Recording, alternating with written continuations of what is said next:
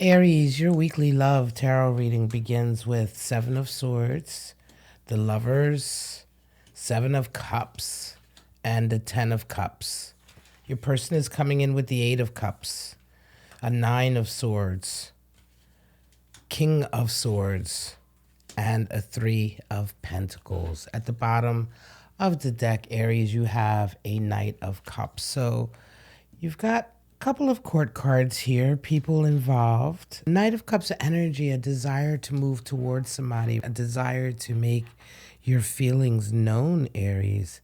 But what's going on here? We have a little bit of shadow, so let's go ahead and jump right into your reading. We're going to talk about the energy that you and your person are coming in with just over this next week or two. Seven of Swords for you, Eight of Cups for them. So I want to laugh, Aries, because Seven of Swords it can be a lot of energies. It can be quite some dark, treacherous energy, but it can also be the energy of futility. It almost seems as though everything you're doing just doesn't work. Whatever you try, whatever little, game or little scheme, and I say game scheme, not in a bad way, but it's like you're a bit of a little child, you're a bit of a kid when it comes to certain things, Aries, and you have a bit of a trickster sort of vibe. And here, I think you're trying to get something accomplished and it's not working. Your person is coming in with the Eight of Cups. So for them, they keep turning their back. They keep walking away and they keep turning their back. And it just feels like ultimately you're trying to get with this person. You're trying to come forward with that Knight, but the way you're doing it, it's not working. Okay, so let's get some clarity, Aries. It may indeed be that you're just used to operating a certain way with people, with love interests, or somebody who catches your eye, and the way you're used to operating is just not working with this person. Nine of Wands, you continue to try. And Three of Pentacles, again, you're also dealing with somebody who's like trying to accomplish something right now. So Aries, the vibe here is very much one that, someone has caught your eye. And looking ahead, Lovers and Nine of Swords, we're going to talk about all of this and get into more clarifiers, but this person has absolutely caught your eye, and yet this person is also somebody who's a bit on a mission. Right now they're on a mission of a very physical nature. They're trying to accomplish things. There's a goal, and this goal is very much to do with, for instance, like their money, their house, their environment. It has a lot to do with their physicality, and they're kind of on this journey right now, or they're on this sort of path right now of increase, putting their body, mind, and soul into achieving this goal. And so, in order for you to get their attention, you're going to have to bring a lot. You're going to have to bring something more substantial. And so far, what you've been bringing just hasn't been working. And they continue to sort of turn away from you. Now, how do you guys both see each other? When you see them, there's Lover's energy there. So this person definitely represents a strong connection for you. This person is definitely, there's a feeling here that you've met your match, or that you've met somebody that you can have a really strong, relationship, connection, soulmate connection, love connection with. You see them as your lover, your partner. When they see you fretting, and they see you. There's a Nine of Swords energy there. So this is kind of like anxiety, nervousness. You may be coming off very nervous to them, Aries, or you may be coming off a little bit as someone who's got a lot on their plate, someone who is not confident in some regard. Let's get clarity. Wheel of Fortune for you, and for them, Eight of Swords. Wow. So Eight of Swords, interestingly, is a feeling, it can be quite a toxic energy here. It's a feeling of being victimized. It's that kind of feeling of poor me, the whole world is against me, and I can't be held accountable for my actions sort of vibe, right?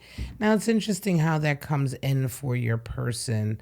They may be dealing with a little bit of their own toxicity in terms of how they view connections and relationships. For you, you have a wheel of fortune coming in.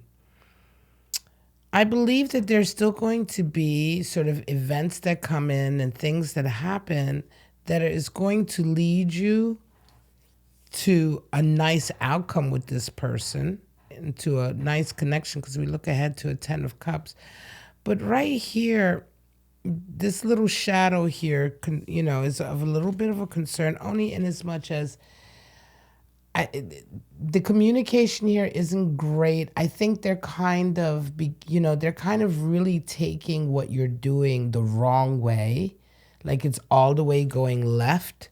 So again, going back to this energy in the beginning, whatever tactics you're using, not only are they not working, but they're beginning to make this person almost feel like you're up to no good, or you know what I mean? It isn't even so much that you're not getting the attention or the sort of a energy that you want, but you're actually now beginning to sort of make this person sour on you a little bit, because they're starting to really be distrustful of your actions or why you're doing the things you're doing.